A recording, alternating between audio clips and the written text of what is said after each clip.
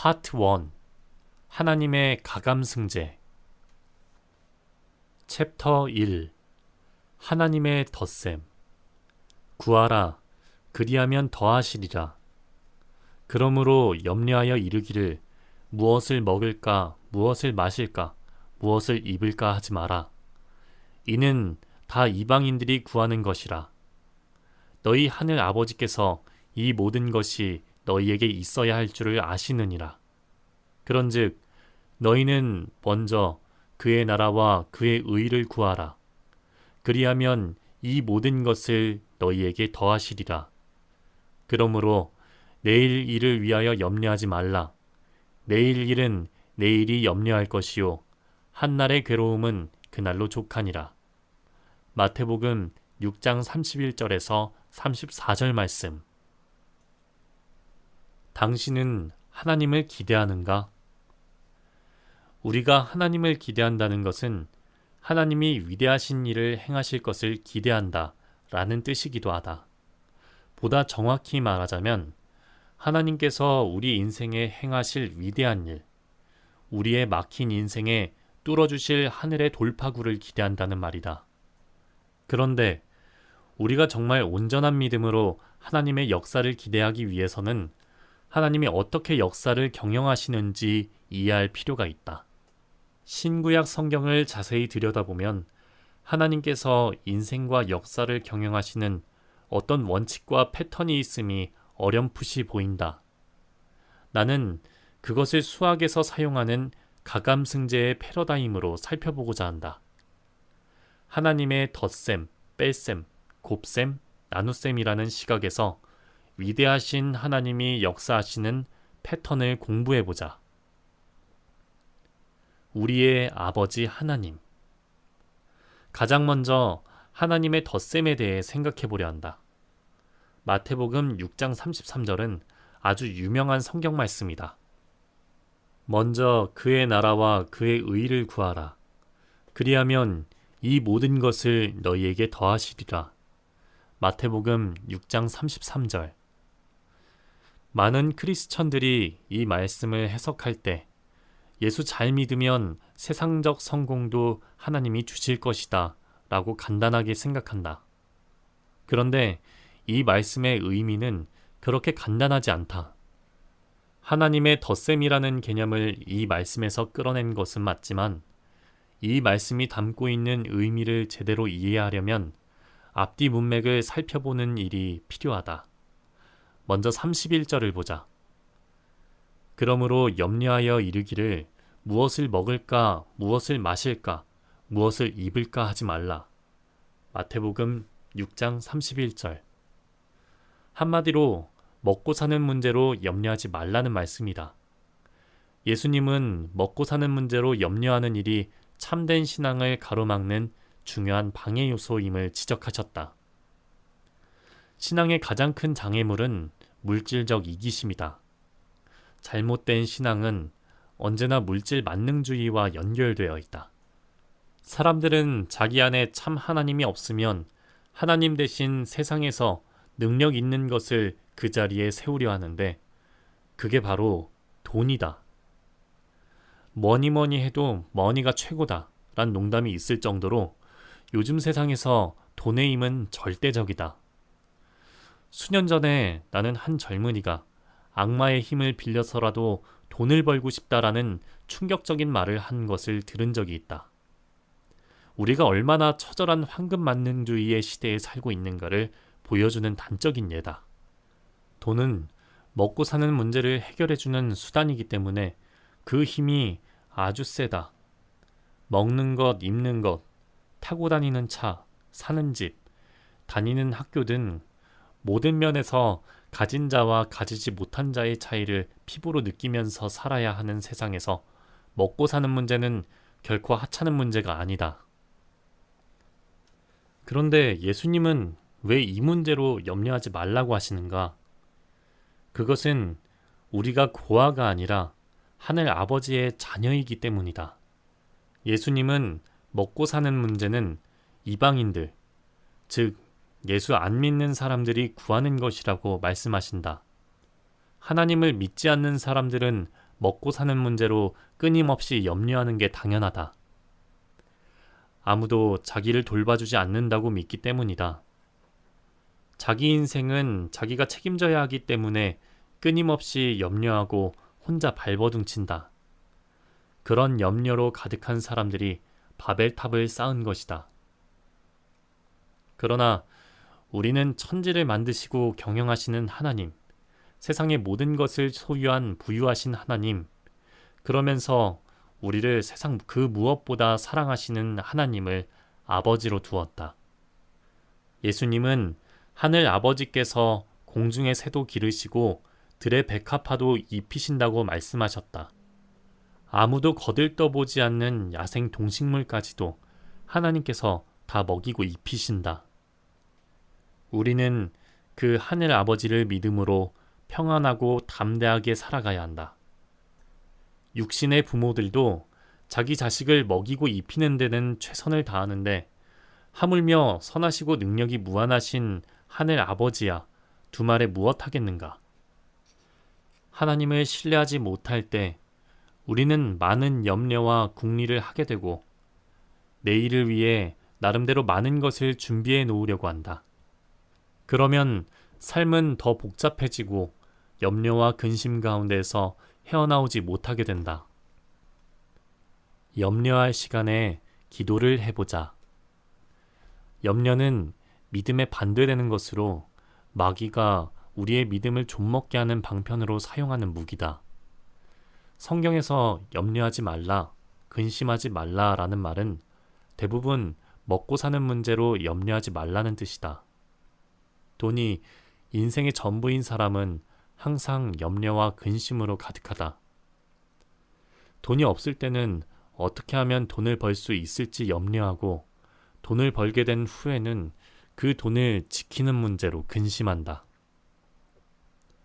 성경은 먹고 사는 문제로 염려하지 말라고 했지만 사실 인간은 먹고 사는 문제가 해결된 다음에도 욕심과 집착 때문에 끊임없이 불행하다. 돈 하는 사람 치고 이만하면 됐다라며 만족하는 사람을 보지 못했다. 먹고 사는 문제가 해결된 다음에도 욕심부리며 더 가지려 하는 까닭은 돈이 자기를 지켜줄 힘이라고 믿기 때문이다. 그러나 그렇게 욕심부리며 더 가지려고 하면 할수록 불행해질 뿐이다. 부하려 하는 자들은 시험과 올무와 여러 가지 어리석고 해로운 욕심에 떨어지나니 곧 사람으로 파멸과 멸망에 빠지게 하는 것이라. 디모데전서 6장 9절 말씀. 여기서 말하는 부는 단순히 돈이 아니라 권력이나 명예, 사람도 포함할 수 있다. 이런 것들은 하나님이 선물로 주셔야지 우리가 무리수를 두면서 조급하게 가지려 하면 항상 탈이 난다. 돈이나 명예, 권력만을 추구하며 사는 사람은 항상 염려와 근심이 많다. 그러나 주님은 염려 대신 기도하라고 하신다. 먼저 그의 나라와 그의 의를 구하라 라는 말씀은 기도하라는 말이다.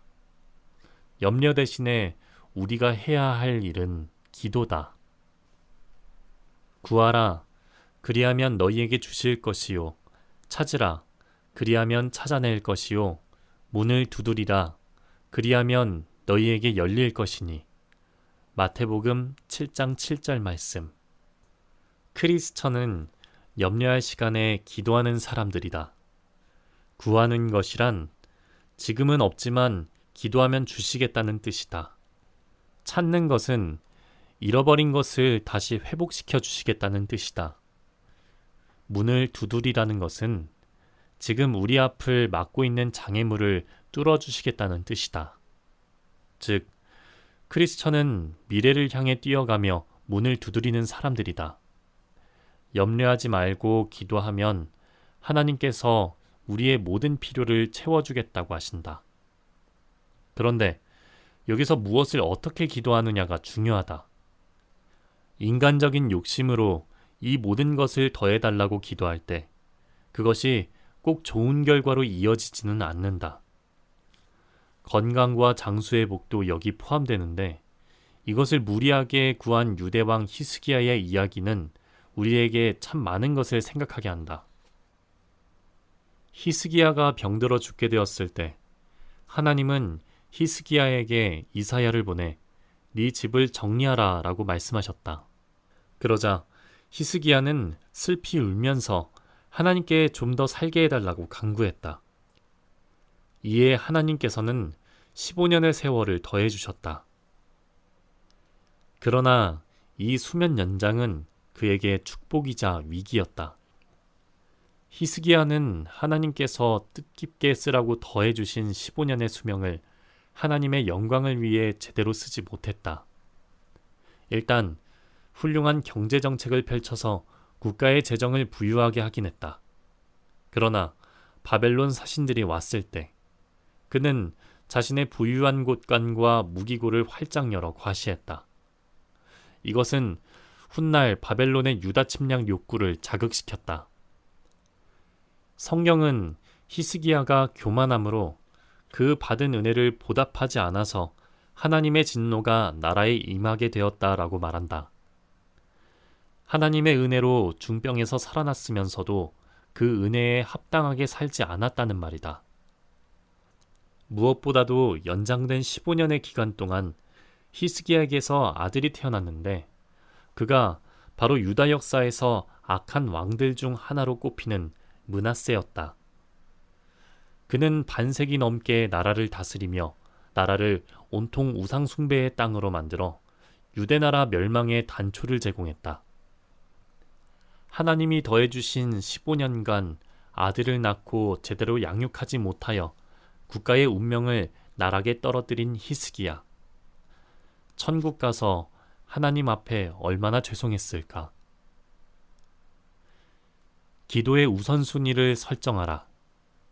주님은 먼저 그의 나라와 그의 의를 구해야 한다라고 말씀하신다.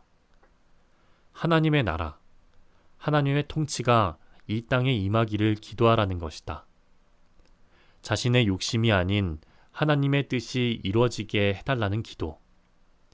그 일에 자신을 써달라고 기도하는 것이다.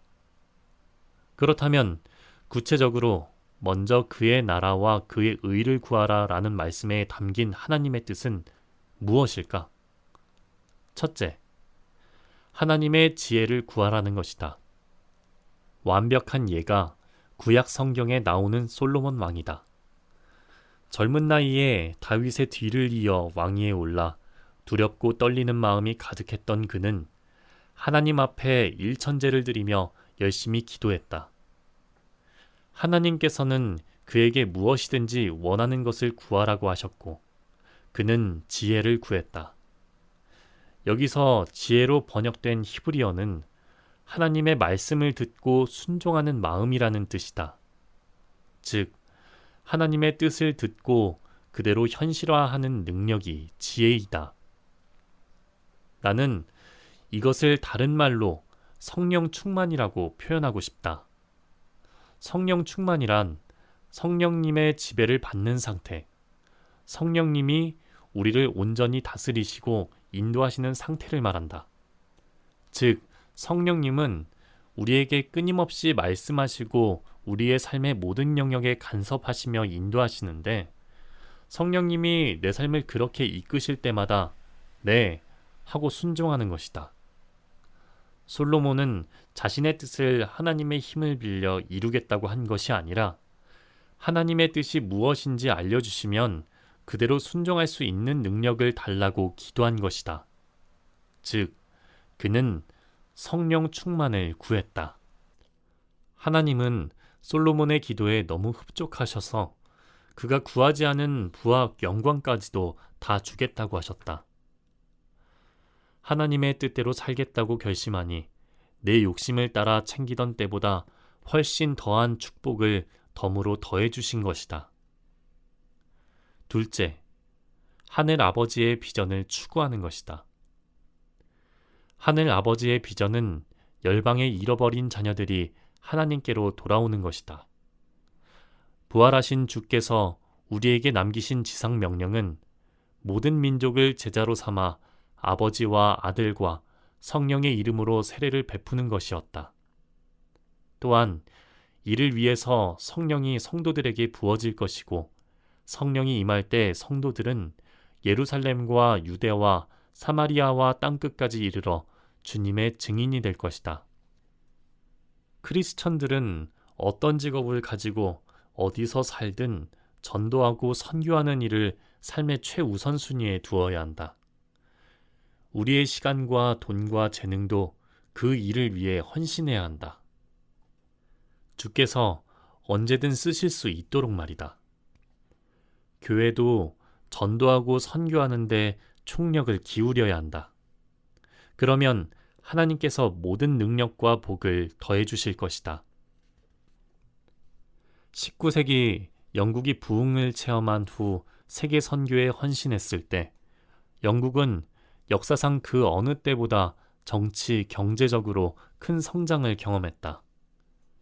19세기 말부터는 미국의 젊은이들과 교회들이 세계 선교에 헌신했는데 이때 미국은 엄청난 경제 발전을 이루며 큰 영향력을 갖게 되었다. 한국교회도 1970년대부터 빌리그레엄 전도 집회, 엑스플로 74 같은 대형 집회를 통해 큰 부흥을 체험하면서 수많은 선교사를 세계 각지로 보내기 시작했는데 하나님께서는 그때부터 지금까지 한국에 엄청난 복을 부어주셨다. 한강의 기적은 우연의 일치가 아니고 단순히 우리의 노력으로 인한 것만도 아니다. 먼저 그의 나라와 그의 의를 구한 한국교회의 뜨거운 기도와 헌신이 축복의 불쏘시개가 된 것이다. 셋째, 예수님의 용서하는 중보의 마음을 품으라는 것이다. 하늘 아버지의 마음은 사랑이요 용서다. 동방의 의인 욥이 가진 것을 다 잃고 병들어 누웠을 때 위문한답시고 찾아온 친구들은 오히려 온갖 매몰찬 말로 욥을 훈계하고 꾸짖었다. 하지만 욥은 하나님 앞에서 회개하고 예배한 후에 친구들을 용서하고 축복했다. 그러자 놀라운 일이 일어났다. 욥이 그의 친구들을 위하여 기도할 때 여호와께서 욥의 곤경을 돌이키시고 여호와께서 욥에게 이전 모든 소유보다 갑절이나 주신지라. 욥기 42장 10절. 하나님께서는 친구들을 용서하고 중보하는 욥에게 모든 것을 회복시켜 주셨다. 그것이 모든 일의 원인은 아니었지만 그래도 하나님이 모든 것을 회복시켜 주시는 결정타가 된 것이다. 우리가 인생에서 잃어버린 것들을 하나님께서 다시 회복시켜 주시기를 원하는가? 또 갑절로 더해 주시는 축복을 받고 싶은가? 그렇다면 가슴에 막힌 증오의 사슬을 풀어라. 섭섭한 마음, 응어리진 마음, 원망하는 마음도 풀어라. 그리고 용서와 사랑이 강같이 흐르게 하라. 그때부터 하나님의 덧셈의 복을 체험할 수 있을 것이다. 넷째, 하늘 아버지의 베푸시는 사랑의 마음을 품으라는 것이다. 하늘 아버지의 마음은 항상 연약하고 부족한 자녀들에게 가 있다. 그래서 우리가 아버지의 마음을 알아 힘이 닿는 대로 연약한 자들을 도우면 하나님께서 우리의 창고를 채우실 것이다. 너희 중에 분깃이나 기업이 없는 레위인과 네 성중에 거류하는 객과 및 고아와 과부들이 와서 먹고 배부르게 하라. 그리하면 네 하나님 여호와께서 네 손으로 하는 범사에 너에게 복을 주시리라. 신명기 14장 29절. 이 말씀은 새로운 교회에서 이루어지는 긍휼 사역인 러브 미니스트리의 주제 구절이기도 하다. 새로운 교회는 창립 초기부터 추수감사절 헌금 전액을 매해 종잣돈으로 하여 미자립 교회와 선교단체, 선교사님들, 교회 안팎의 병들고 가난하고 연약한 이웃들을 돕는 러브 미니스트리 사역을 발전시켜왔다. 하나님께서 이로 인해 우리 교회가 단 한 번도 재정적으로 어려움 없이 풍성하게 부흥할 수 있도록 도와주셨다. 주사기에 물이 들어가면 그 안에 공기가 밀려나듯이 먼저 그의 나라와 그의 의를 구하게 되면 우리 안에서 세상 나라를 구하는 마음이 밀려난다. 하나님의 비전으로 가득 차게 되면 세상 욕심이 밀려나게 되고, 용서하는 마음으로 가득 차게 되면 미움이 밀려나게 되며, 베푸는 마음으로 가득 차게 되면 인색의 마음이 밀려나게 된다.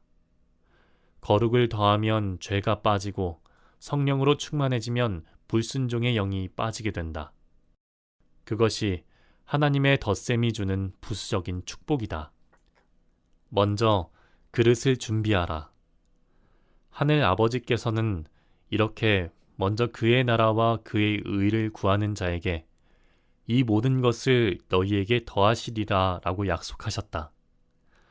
여기서 말하는 모든 것은 본문에서 먹고 사는 문제를 해결해주는 돈을 의미한다고 볼 수 있지만, 그보다 더 포괄적인 의미에서 권력이나 명예 혹은 사람의 축복도 다 여기에 해당된다. 사람이 단순히 돈에만 집착하는 것은 아니다. 어떤 사람은 권력을 손에 쥐려고 하고, 어떤 사람은 명예를 모으려 하고, 어떤 사람은 사람을 모으려고 한다. 그게 다 힘이기 때문이다. 그러나 앞서 언급했듯 돈이든 권력이든 명예든 사람이든 하나님께서 자연스럽게 주셔야지 억지로 욕심부려서 모으려 하면 염려하는 삶, 불안하고 피곤한 삶을 살 수밖에 없다. 중요한 사실은 하늘 아버지께서 이 모든 것을 우리에게 더해 주시기 전에 먼저 영적인 준비를 시키신다는 것이다. 하나님께서는 솔로몬 왕에게 엄청난 부와 명예를 부어주셨는데, 그 전에 하나님 앞에 일천제를 드린 솔로몬의 겸손한 예배가 있었다. 자신의 연약함을 인정하고 하나님의 도우심을 구한 절박한 기도가 있었다. 그것이 하늘 아버지의 마음을 터치한 것이다. 사도행전에 나오는 예루살렘 초대교회도 그랬다. 하나님께서는 예루살렘 초대교회에 짧은 시간 내에 폭발적인 양적 성장을 주셨다.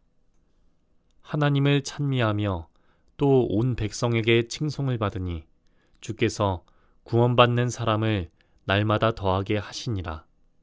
사도행전 2장 47절 말씀. 이런 양적 성장이 있기 전에는 언제나 먼저 질적인 성장이 있었다.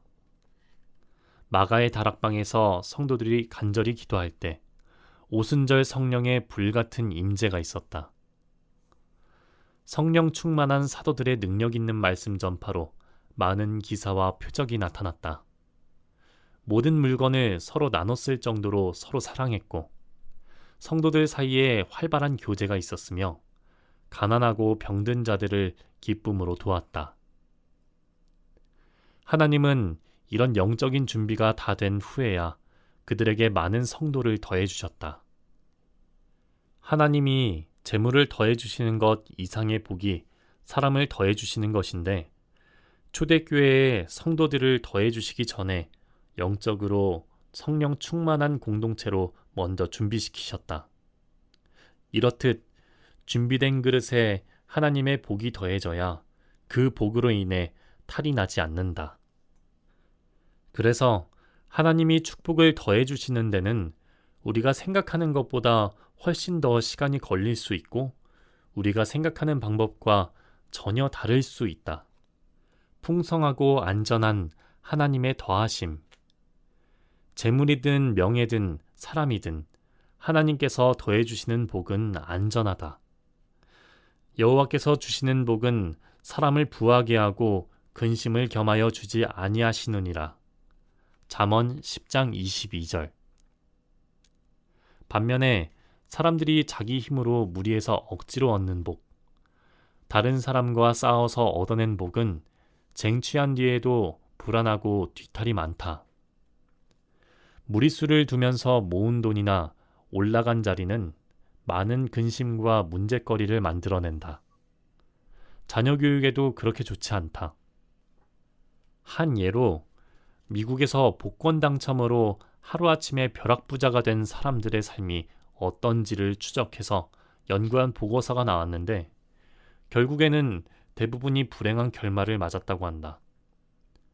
열심히 일하던 직장을 그만둔 사람, 이름과 주소를 바꾸고 다른 곳으로 이사해서 친구나 가족과 연락을 끊고 사는 사람이 대부분이었고, 재산 문제로 다투다 이혼하고 자녀들이 도망간 케이스가 많았으며, 흥청망청 돈을 쓰다가 인생이 망한 사람도 많았다. 재물이든 권력이든 그것을 감당할 영적 준비가 안 된 사람에게 주어지면 오히려 그 사람을 파멸시킬 수 있다. 사람을 모으는 것도 마찬가지다.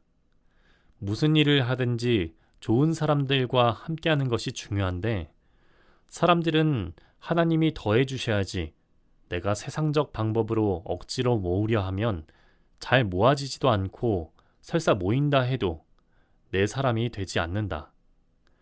예를 들어 사울 왕은 이방 민족들과의 전투를 위해 힘센 사람이나 용감한 사람을 보면 고액 연봉을 주면서 불러 모아 호위병사로 삼았다. 하나님께서 함께 하신다는 확신이 없으니 돈으로 사람을 사서 자기 주위에 인간 보호막을 친 것이다. 그러나 사울이 모은 사람들은 훗날 그가 위급할 때 모두 그를 버리고 도망갔다. 그러나 정치범으로 쫓기던 다윗에게는 하나님께서 보내주신 수백 수천 명의 사람들이 광야 아둘람굴로 모여들었다. 다윗이 그들을 위해 해줄 수 있는 것은 아무것도 없었지만 하나님께서 보내주신 그 사람들은 훗날 다윗을 도와 통일전쟁을 치르는 강한 군대가 된다. 압살롬의 반란이 일어났을 때도 이들은 끝까지 다윗 왕의 곁을 지킨다. 하나님이 선물로 내게 보내주시는 사람들이 진짜 나를 도와줄 사람들이다. 사람의 복은 오직 하나님으로부터 나온다. 돈이나 정치적 술수로 내 사람을 모으지 말고 오직 하나님만 의지하라. 그러면 하나님께서 좋은 사람들을 내 옆에 더하실 것이다. 나는 참 부족한 게 많은 사람이다. 그런데 감사하게도 하나님께서 옆에 너무나 좋은 사람들을 더해주셨다. 너무나 좋은 아내를 붙여주셨고 너무나 좋은 성도들을 붙여주셨으며 좋은 부교역자와 장로님들을 옆에 붙여주셨다. 그래서 항상 너무 든든하고 행복하고 감사하다. 이렇듯 하나님이 더해주시는 복은 그것이 재물이든 명예든 사람이든 사람의 힘으로 모은 것과는 비교가 안 되게 풍성하고 또 안전하다. 그런데 하나님께서 이렇게 복을 더해주셨다고 다 끝난 게 아니다. 더해주신 복을 하나님의 뜻대로 사용하라. 하나님께서는 먼저 그의 나라와 그의 의를 구한 겸손한 예배자에게 이 모든 것을 더해주신다. 그때 그가 결코 잊어서는 안 되는 것은 처음 하나님 앞에 엎드려 기도하던 때의 초심이다. 하나님이 이런 축복들을 더해 주실 때는 이를 통해 하나님께 영광을 돌리고 하나님과 동행하면서 살라고 주신 것이다. 그런데 그저 축복에 취해 즐기느라 영적으로 타락해서 하나님을 잊어버리면 하나님의 축복은 진노로 바뀔 것이다.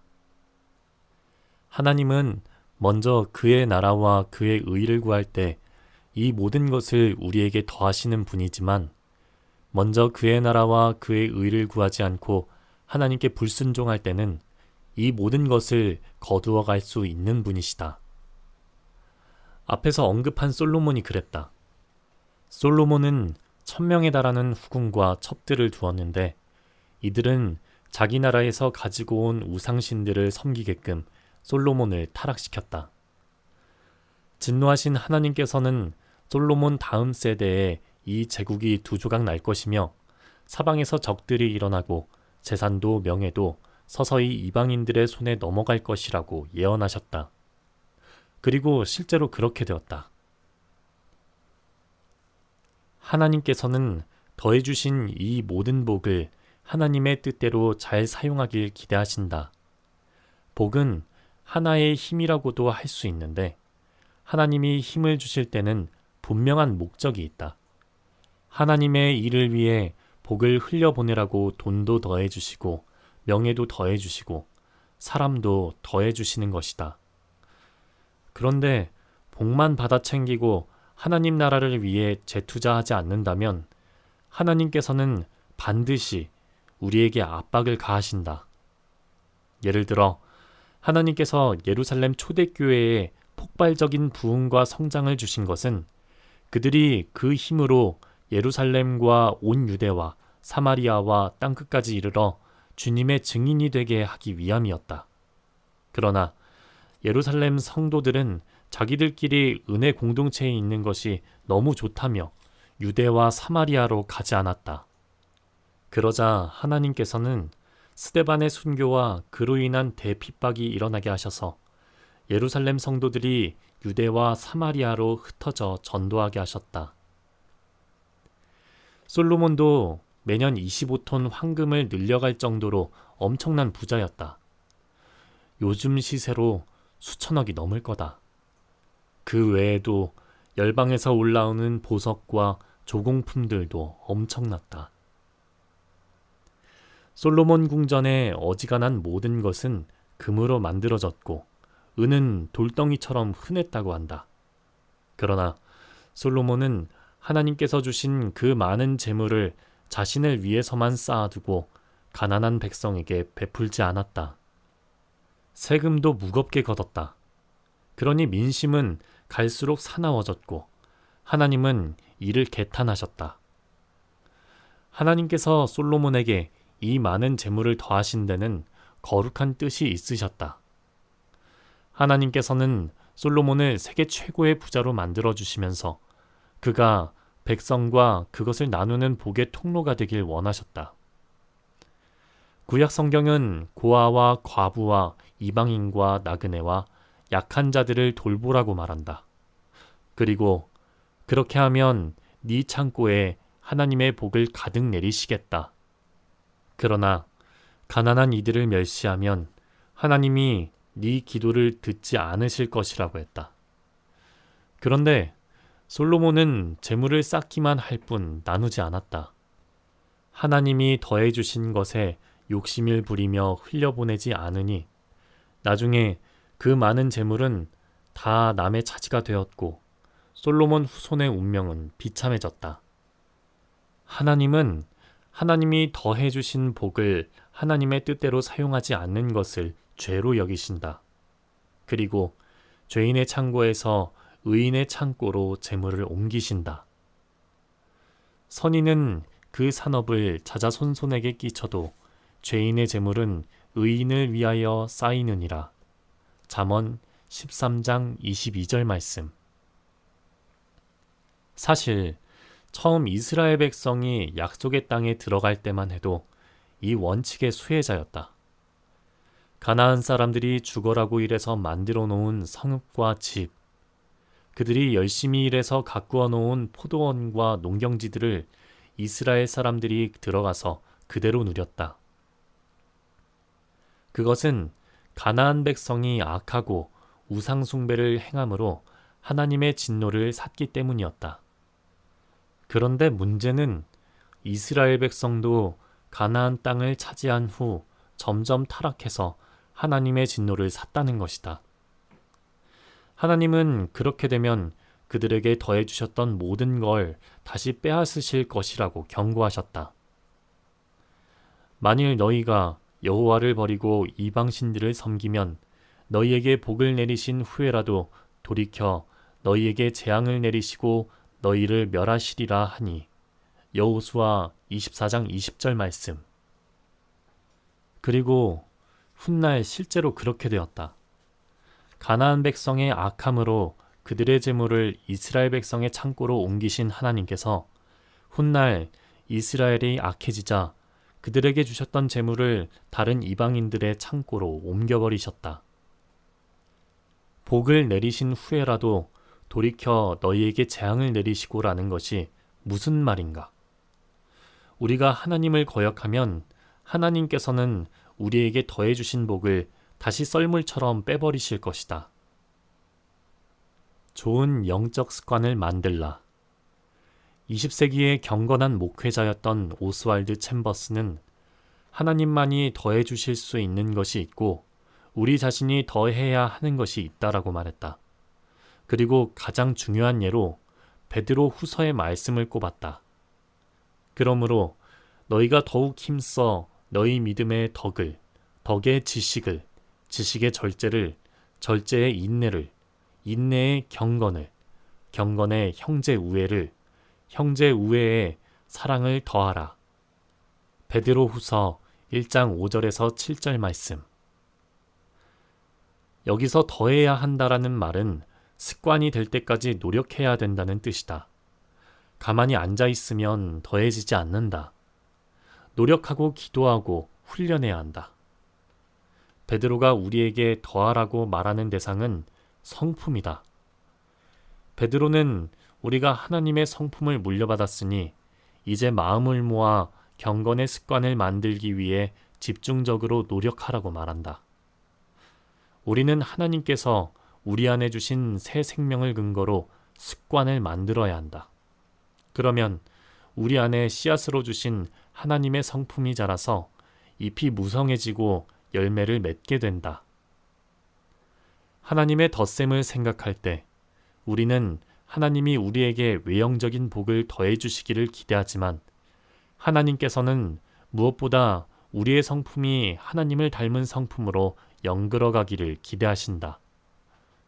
때로는 그것을 위해서 우리에게 주실 외형적 복도 뒤로 미루시는 경우도 있고 어둡고 힘든 고난의 시즌을 지나가게도 하신다.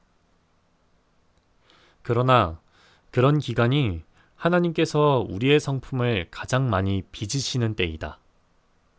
이때 우리가 겸손히 하나님의 빚으시는 손에 자신을 내어드리는 것이 필요하다.